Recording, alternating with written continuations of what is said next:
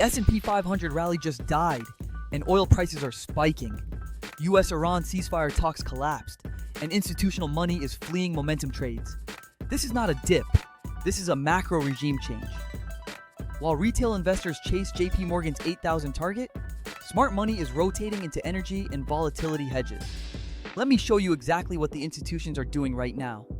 April 26 has delivered a geopolitical shock that most retail portfolios are not prepared for. US-Iran tensions escalated precisely when ceasefire negotiations broke down.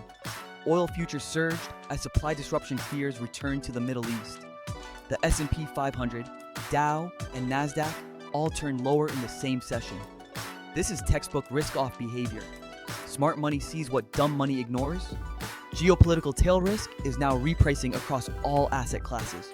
So why did this happen now? Two macroeconomic data points explain everything.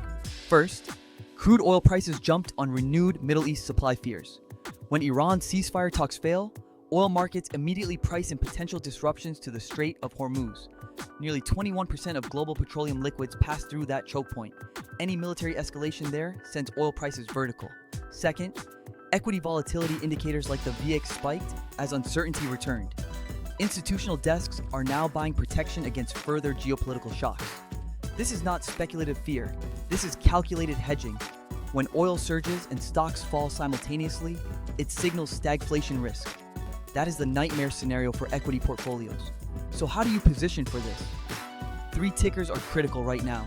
First, consider XLE, the Energy Select Sector SPDR fund.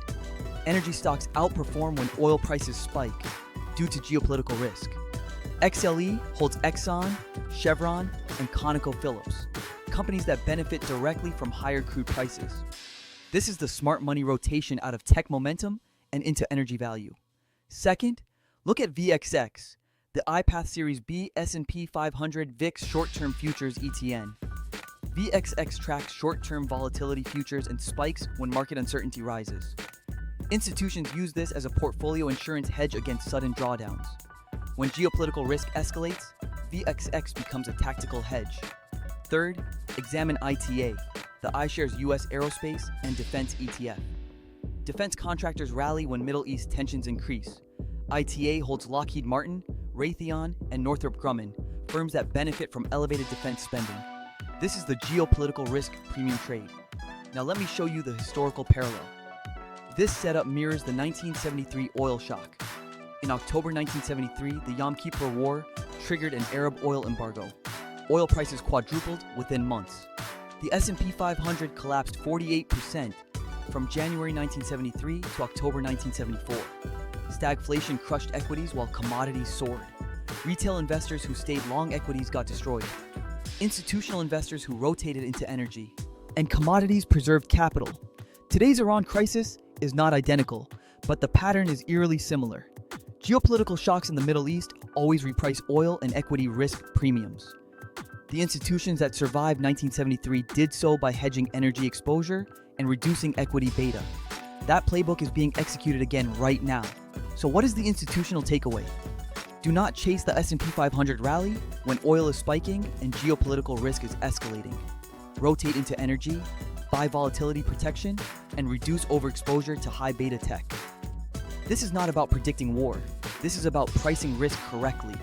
Smart money does not gamble on peace. They hedge for chaos. The next 30 days will determine whether this is a temporary shock or a sustained regime shift.